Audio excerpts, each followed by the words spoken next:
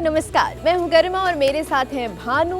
हम आ चुके हैं लपलप स्वाद बिहार का विद सनराइज मसाला के साथ बिहार के एक और नए शहर में। बहुत खूबसूरत इतिहास है इसका, मिथिलांचल का दिल इसे कहा जाता है। अपने कल्चर, अपने इतिहास के लिए जाना जाता है। दरभंगा में इस वक्त हम खड़े हैं और भानु मुझे लेकर आया एक बहुत सुंदर से फोर्ट में जो लाल किले जैसा दिखता है। दरभंगा फोर्ट की इन दीवारों पे आप जब ध्यान से देखेंगे तो आपको इसका आर्किटेक्चरल स्टाइल जो है वो मुगल और राजपूत एरा का उसमें आपको ब्लेंड नज़र आएगा। लाल रंग की ईंटें हैं जो आपको दिल्ली का लाल किला याद दिलाएंगी। खूबसूरत नक्काशी की गई है, दरवाजे हैं। हालांकि अभी ये सब जर्जर अवस्था में है, लेकिन जब ये फोर्ट अपने समय में बना होगा, सजा होगा, उस समय ये बहुत खूबसूरत लगता होगा। अभी भी वो खूबसूरती है।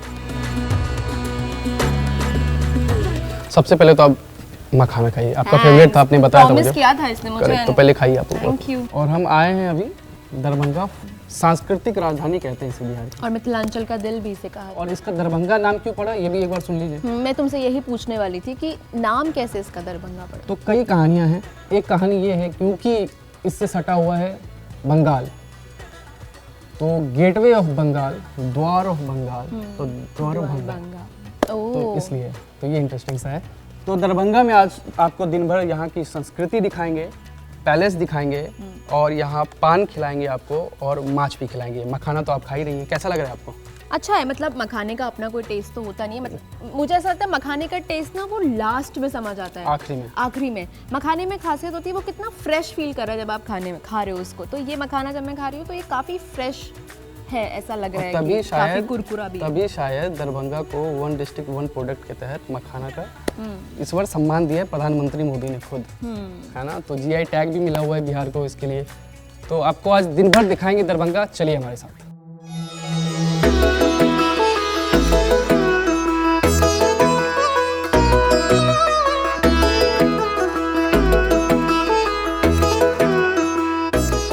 हम लोग दरभंगा के गुदरी बाजार में हैं, सूरज मीट हाउस के बाहर खड़े हैं और यहाँ पर अलग अलग तरह की मछली मिलती है, अलग अलग तरह का मीट मिलता है, अलग अलग तरह के व्यंजन ये बनाते हैं। सर क्या नाम है आपका? हमारा नाम सूरज राम है। ये आप ही की दुकान है? जी हाँ। क्या क्या बनाते हैं आप यहाँ पर? मछली बनाते हैं, मटन बनाते हैं, झींगा बनाते हैं, और मछली का बहुत आइटम रहता है। कितने साल हो गए आपकी दुकान? कम से कम 35-40 साल हो गया। आप ही ने शुरू की थी? ना ना ना, हमारे पिताजी रहते। तो एक दिन में कितने लोग, कितने ग्राहक आ जाते हैं सर यहाँ? हमारे यहाँ गाँव का कोई अंत नहीं है, 400-500 गाय की हमारे यहाँ पहुँच जाती है एक दिन में। हाँ हो। तो कितने तरह का मछली बनाते हैं आप? मछली का कोई गिनती नहीं है, आमदनी के ऊपर होता है। फिर भी कब से कभी 10 रंग हो गया, कभी 1 रंग में लटका रहा है। जैसा 3 किस्म का मछली मेरे पास आज 3 है। और मटन कैसे, कितने तरह से बना सकते हैं आप? कितने स्टाइल से बना सकते हैं? 25 किस्म का बना सकते हैं एक मटन के। तब क्या बात कर रहे हैं आप तो खा के तो देखिए, चाहे जमा के देखिए। तो बानू, आई एम रियली श्योर कि इतना सब देख के और ये सब सुन के आपके मुंह में तो पानी आ ही गया होगा। बिल्कुल, मैं तो जब चाह रहा हूँ कि मछली तो खाऊंगा। देखिए मटन तो हम ट्राई कर चुके हैं, हाँ, लेकिन इस बार हम खाएंगे मछली। बहुत सही, बहुत मजा आ रहा है। चलिए हम जल्दी जल्दी, आप खिलाएंगे अच्छा से खिलाएंगे कि नहीं खिलाएंगे?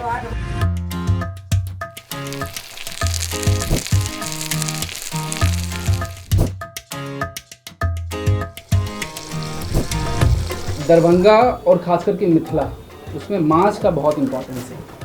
धर्म से लेकर संस्कृति तक आप अगर देखिए तो कर्म कांड में भी मछलियों का इस्तेमाल होता है। तो वजह साफ है, कई पोखर है, कोसी नदी भी है बगल में, तो ये मछलियाँ वहीं से आती हैं। ये है बिखेट मछली, अगर मैं आपको दिखा सकूँ। ये है रेवा और ये है रहू। कहते हैं मिथिला में कि पान और मखान स्वर्ग में भी नहीं मिलता। मखाना मैंने खा लिया है, पान में खाने वाली हूँ और माछ भानु में खाएगा। ये तो अभी भानु का स्टार्टर है, अब इनका माछ भात आना बाकी है, यानी कि अभी ये बहुत सारा खाने वाले हैं।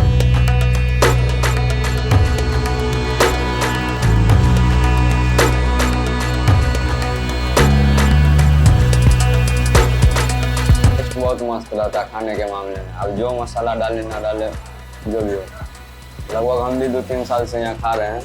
प्रॉपर मेरा घर दरभंगा हुआ, सामान एक नंबर मिलता है।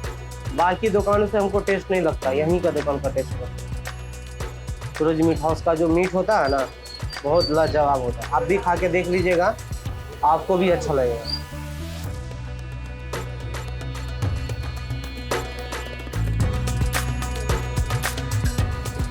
तो मछली तो खा चुके हैं हम, आपको मैंने बोला था आपको पकौड़ा खिलाऊंगा। मस्त और मैं अच्छा देख भी पकौड़ा। रही हूँ, हाँ। ये पकौड़ा आपको देश में और कहीं नहीं मिलेगा, सिर्फ मिलेगा दरभंगा में, है कि नहीं? क्या नाम है आपका?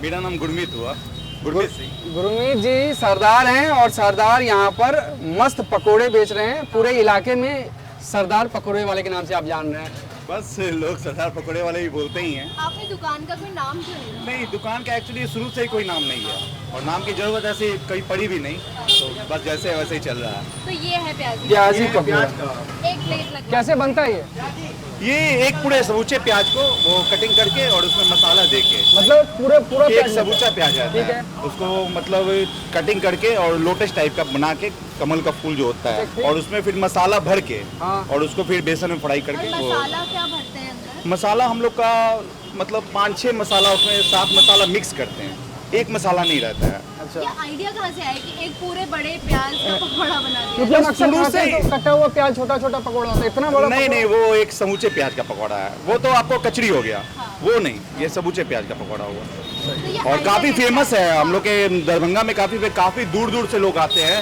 और देहात साइड से भी आते हैं प्याजी पकौड़ा सिर्फ खाने तो के। हम भी बहुत दूर से आए हैं और ये पहाड़ी हैं, इनको खिलाने आए हैं, तो आपको जल्दी जल्दी एक मस्त पकौड़ा खिला दिए।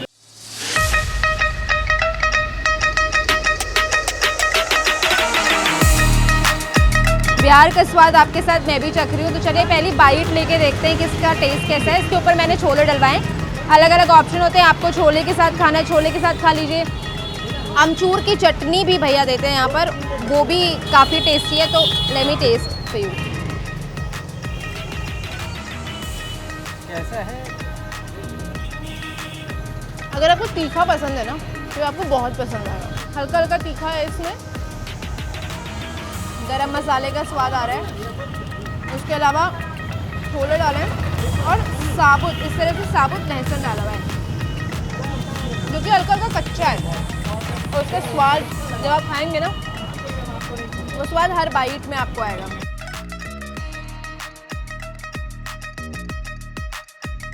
प्याज का पकौड़ा है, बहुत अच्छा लगता है, यहाँ पे मिलता है। ऐसा प्याजी पकौड़ा दरभंगा में कहीं नहीं मिलता है, बस सरदार जी के पास मिलता है, जो कि ये मिर्ज़ापुर गुरुद्वारे के नीचे है। अब मैं यहाँ पे बहुत सालों से खा रहा हूँ।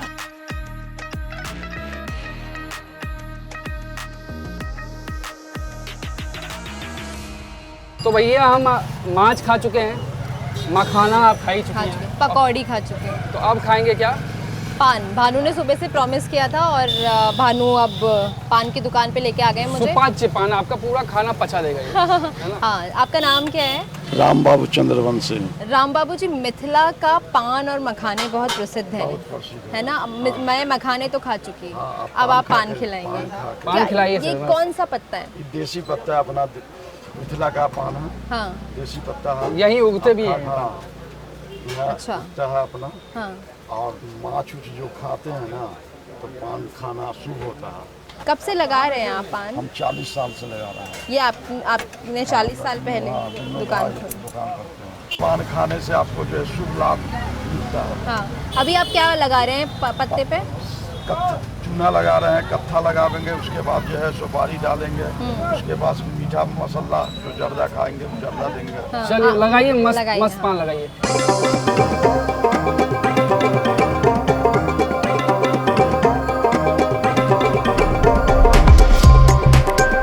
हम हैं दरभंगा की आखिरी महारानी के घर के बाहर खड़े हैं, उनके गार्डन के बीच में हम यहाँ पर खड़े हैं। भानु मुझे यहाँ पर लेके आए, इन्होंने कहा मैं तुम्हें महारानी का घर दिखाता हूँ। मैंने कहा चलिए दिखाइए। तो राजा महेश्वर हुआ करते थे, उनके 2 बच्चे थे, पहला लक्ष्मेश्वर और दूसरा रामेश्वर। महाराजा रामेश्वर के बड़े बेटे का नाम था कामेश्वर, जिन्हें अंग्रेज़ों ने महाराजा धीराज की उपाधि दी थी। ये वही घर है और यही आंगन होगा जहाँ पे कभी महाराजा रहते होंगे। वो किताबों के शौकीन थे और इतने शौकीन थे कि उन्होंने देश के बड़े बड़े यूनिवर्सिटी में पैसा दिया, बड़े बड़े नेताओं के साथ, राजेंद्र प्रसाद से लेकर देश के पहले प्रधानमंत्री पंडित नेहरू तक, सबके साथ उठना बैठना था।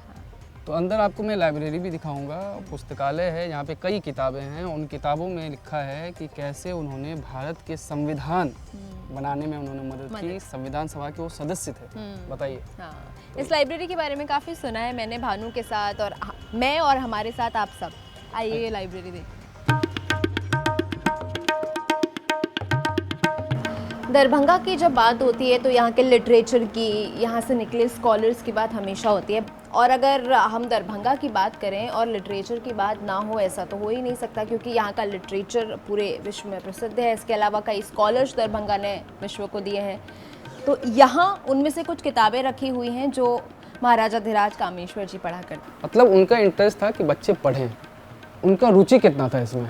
लाखों किताबें उन्होंने अपनी लाइब्रेरी में रख रखा था। ये जगह जो है एक स्पेस क्रिएट किया गया है जहाँ पे बची हुई किताबें हैं। तो ये हैं महाराजा धीराज जिनकी हम बात कर रहे हैं, और एक तरह से बायोग्राफी है इनकी। और इसमें अब अगर देखें तो कई शख्स हैं, चाहे वो देश के पहले राष्ट्रपति हो, देश के पहले प्रधानमंत्री हो। देखिए ये राजेंद्र प्रसाद के साथ हैं, वो जवाहरलाल नेहरू के साथ हैं, इंदिरा गांधी जी हैं, अबुल कलाम, जाकिर हुसैन साहब हैं। तो हिस्ट्री के पन्नों को अगर पलट के देखें तो कामेश्वर जी का योगदान भूला नहीं जा सकता।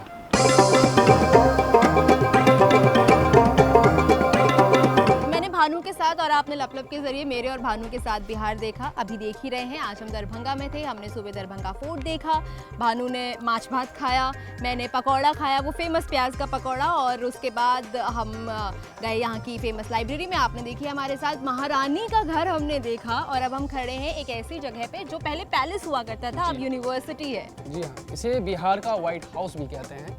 ये पूरी इमारत सफ़ेद रंग की इमारत, ईंट बिल्कुल इस्तेमाल नहीं हुई है। इस इमारत में लोहे और सीमेंट से बनाई गई है।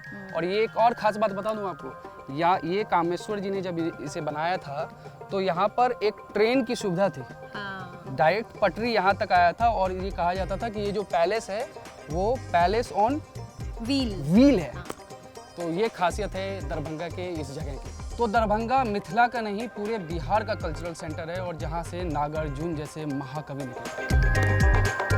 तो मेरे साथ लपलप के ज़रिए आपने भी बिहार की ये यात्रा की है, यहाँ का खान पान, यहाँ की संस्कृति, यहाँ का इतिहास जाना है। जितना भी मैं घूमी हूँ, कहीं मैंने ऐसी आलू चाट नहीं खाई है। मेरे लिए ये नया एक्सपीरियंस है। मैंने खाया भरपेट, भानु ने भी अपनी क्षमता से ज़्यादा ही खाया। यहाँ पे लोग भी मज़े से लिट्टी चोखा खा रहे। लपलप की ये बिहार यात्रा आज खत्म होती है। आपने देखा कैसे अलग अलग जगहों पर हम घूमे, अलग अलग स्वाद हमने चखा, बिहार का स्वाद जाना, उसे समझा। मेरे और भानु के साथ ये यात्रा आप कर रहे थे।